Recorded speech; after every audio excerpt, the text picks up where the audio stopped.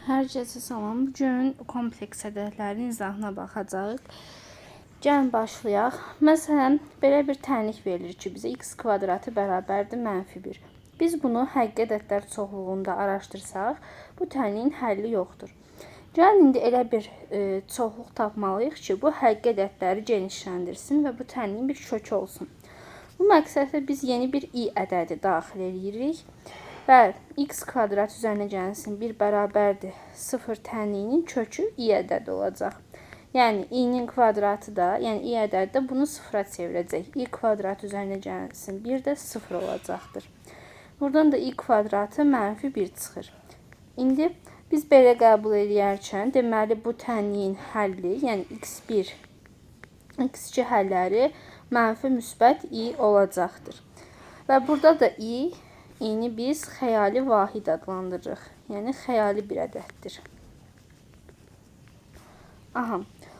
İndi biz bu çoxluğu genişləndirməliyik ki, yəni bura bütün həqiqi ədədlər, i ədəd daxil olsun, həm də əməllər saxlanılsın. Yəni həm toplama, həm vurma, çıxma, bölmə hamısı saxlanmalıdır. Yəni onların xassələri ödənməlidir. A və B. Bu işarə istənilən deməkdir. İstənilən həqiqi ədədlər çoxluğuna daxil olsun. Aha. Bu zamanda i ədədi də qalır. Yeni bir bi olsun ki, bunu biz çoxluğa daxil edək və a üstə gəlsin bi cəmini əldə edirik. Bu cəmə də biz deyəcəyik kompleks ədəd. Bunu da biz adlandırırıq kompleks ədəd. Aha. Burada a ilə b daxildir həqiqi ədədə, i isə xəyali bir vahiddir. Aha. İndi kompleks ədədləri daha çox z, w kimi hərflərlə işarə edirlər. Məsələn, z bərabərdir a üzərinə gəlsin bi-yə. Bu formada.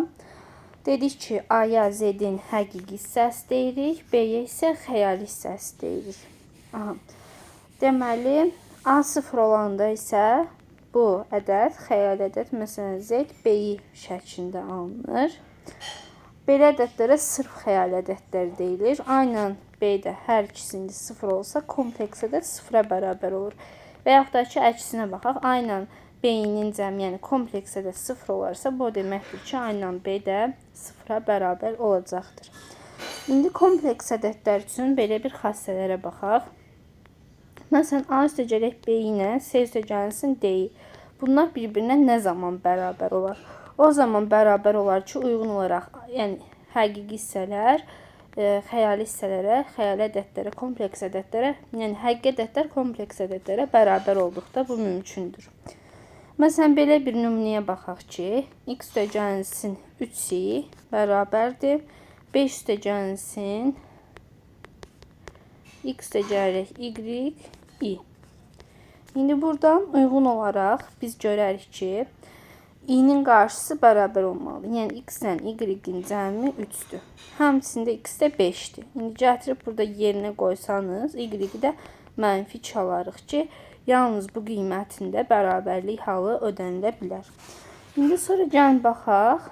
A üstə gəlsin b ilə, c üstə gəlsin d həqiqi ədədlərinin cəminə baxaq. Bunları toplayaq. Üzərinə gəlsin bu. Bərabərdir. Deməli, a ilə c ayrıca toplanılır, b ilə d toplanılır, yəni mötərizə xaricini çıxarılır və bu formada toplanma əməlini həyata keçiririk. İndi gəlin bunların hasilinə baxaq. Yəni a üstə gəlsin b vurulsun, c üstə gəlsin d hasilinə birlikdə baxaq. Bu zamanda deməli, həqiqi hissələr a ilə c vurulur. A ilə c vurulur. Sonra b ilə d vurulur və bunların fərqini yazırıq. Üzərinə gəlirik. A, d ilə b, c-nin cəminin i-yə hasildir. Aha. Biz 2 həqiqi ədədi vuranda bunu nəzərə almalıyıq ki, i kvadratı -1-ə bərabərdir. Bunu mütləq nəzərə almaq lazımdır. İndi gəlin bir nümunəyə baxaq. Məsələn, üzərinə gəlsin 2-ni vururuq, 2 çıxılsın i-yə. İndi burada əvvəlcə nə alırıq? 3-ü 2-yə vururuq, sonra çıxırıq. 3i üzərinə gəlsin 4i çıxılsın 2i kvadratı. Alınır 6 üzərinə gəlsin i, üzərinə gəlsin 2. Burada alınır 8 üzərinə gəlsin i-yə. İndi gəlin i-nin qüvvətlərinə birlikdə baxaq. İlk öncə i kubu. Bunu belə yaza bilərik də, i kvadratı vurulsun i. Bu da mənfi 1 idi. Deməli, mənfi i-yə bərabərdir. Sonra i üstü 4. Bunu da yaza bilərik ki, i kvadratı vurulsun i kvadrat. Mənfi 1-i 1-ə vursaq 1. Sonra məsələn i üstü 5-ə baxaq. i üstü 4 vurulsun i deməkdir. Bu da 1 vurulsun i. Sonra i üstü 6, i üstü 5 vurulsun i deməkdir. Bu da eləyir. Ya da ki, gəlin belə yazaq da. i üstü 4 vurulsun i kvadrat kimi yazaq ki, daha rahat olsun. Bu mənfi 1'dir, bu da müsbət 1'dir. Buradan da mənfi 1 çıxar. i üstü 7'ni i üstü 4 vuraq, i kubu yazsaq, mənfi i eləyər. Elə bil ki, mənfini 1'ə vuran mənfi i eləyir. i üstü 8'də i üstü 4 vuraq, i üstü 4, 1 vurulsun, 1 də 1'ə bərabərdir. Buradan biz nə görürük? Görürük ki, i-nin qüvvətləri yalnız bax, mənfi i, müsbət i, 1 və mənfi 1 formasında ola bilir. Və bu da bunlar da görürük ki, 4 dəfədən 1, baxın 4 dəfədən 1 təkrarlanacaq. Yəni biz i üstü 4m plus k formasında yaza bilərik. Belə ki, i üstü 4 üstü m vurulsun ik deməkdir. i üstü k. i üstü 4-də 1-dir. 1-in istənilən qüvvəti 1-dir. Bura 1-dir. Deməli, i üstü k-ya bərabərdir. Aha. Məsələn, gəlin hesablamalar aparaq. Məsələn, i üstü 58 hesablayaq. Bunu biz yaza bilərik ki, i üstü 4 vurulsun 14 üzərinə gəlsin 2. Yəni bu hissəyə baxmırıq. Biz yalnız baxırıq i-nin kvadratı olan hissəyə. i-nin kvadratı da bilirik ki, mənfi 1'ə bərabərdir. Sonra B variantı i üstü 63. i üstü 4 vurulsun 15 üzərinə gəlsin 3. İndi i-nin kubu olan hissəyə baxırıq. i-nin kubu da nə tapmışdıq? Mənfi i-yə bərabərdir. Deməli, burada da cavab mənfi idi. İndi gəlin kompleks ədədlərin biz baxaq qoşmasına. Məsələn, A üstə gələk B, i ədədinin qoşması A çıxılsın B, i ədədi olacaqdır. Və qoşma da bu formada işarə olunur. Z bərabərdir A üzərinə gəlsin B, i-yə.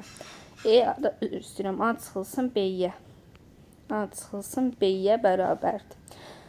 Aha. Bu bunun qoşmasıdırsa, yəni A çıxaq B, bunun qoşmasıdır. Deməli, bu da bunun qoşmasıdır. Yəni, bu aydın bir məsələdir.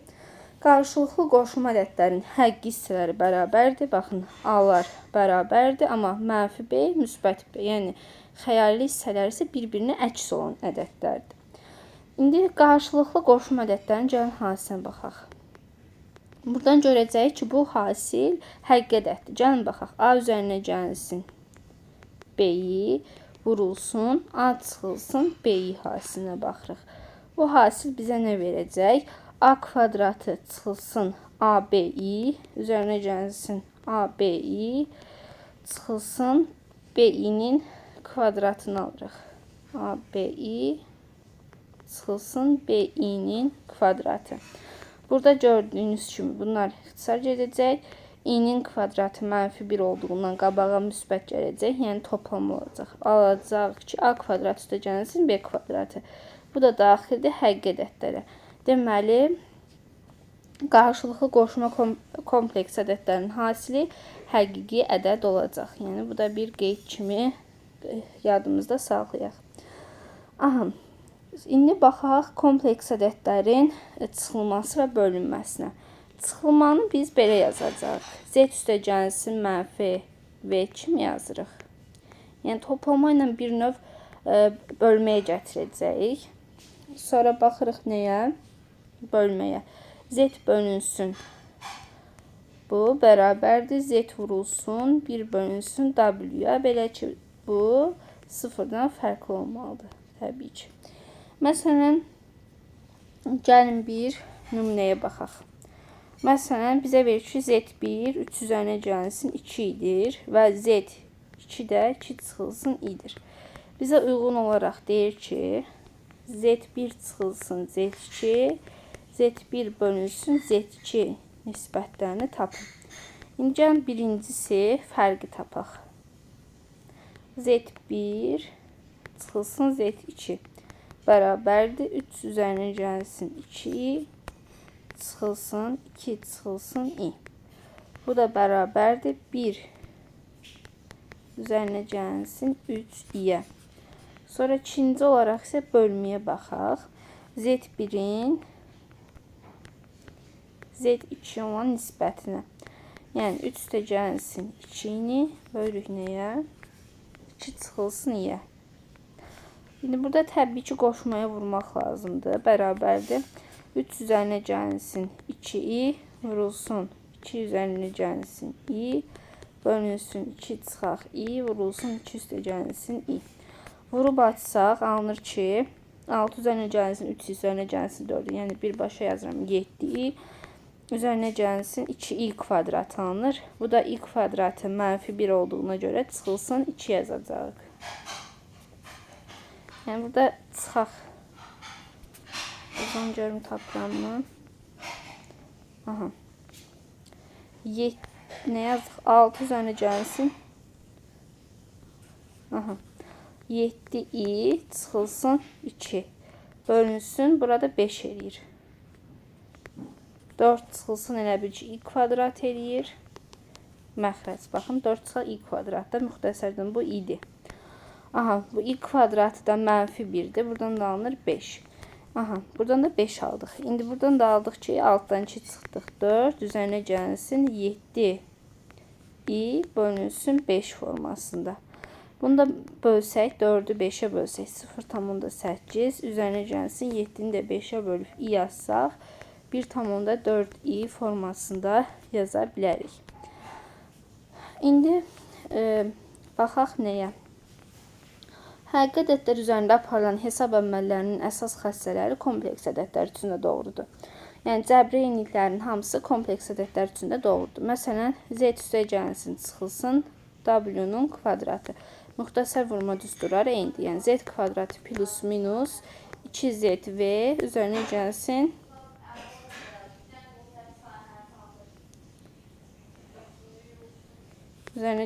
bunun kvadratı.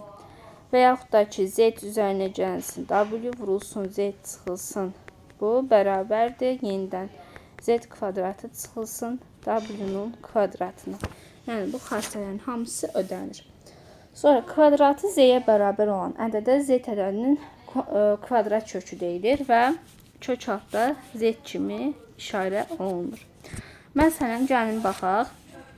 3 çıxaq 4'nin kvadrat kökünü birlikdə baxaq.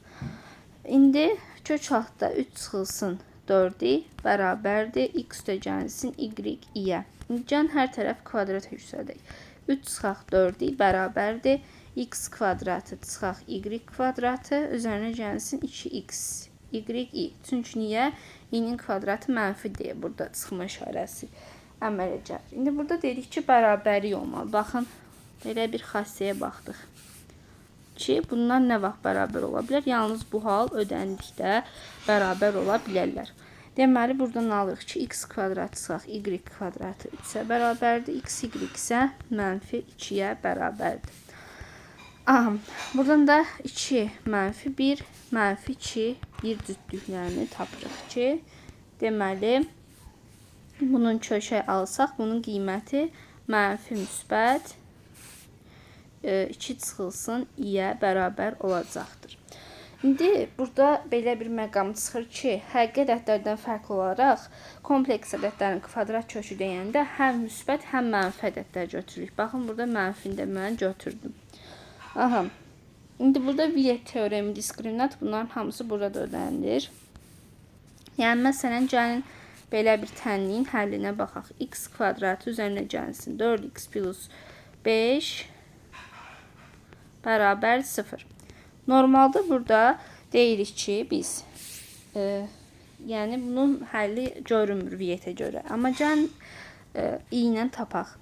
İndi belə bir düstur var idi. Məsələn x1 2 bərabərdir -b plus minus kök altda diskriminant bölünsün 2-a. Bunu bilirik. İndi gəlin bununla hesablayaq. -4 plus minus kök altdan -4 bölünsün 2. Əslində burada diskriminant mənfi olduğuna görə həqiqi ədədlər çoxluğunda bunun həlli yoxdur deyirdik. İndi gəlin görək bunun biz deməli kompleks ədədlər çoxluğunda həllinə baxaq. -4 plus minus deməli kök altda 4i kvadrat -1'i i kvadrat şəklində elə bil ki yazdım. Və bölünsün 2. Buradan da alınır -4 plus minus 2i bölünsün 2. Bunu da bölsək alırıq ki -2 plus minus 1.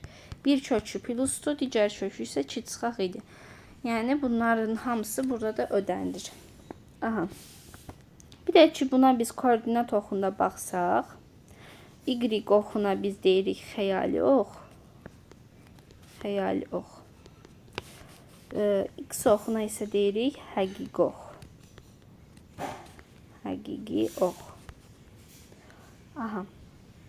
Bu da belə kompleks ədədlərə aid ilkin anlayışlara birlikdə, əməllərə birlikdə baxdıq.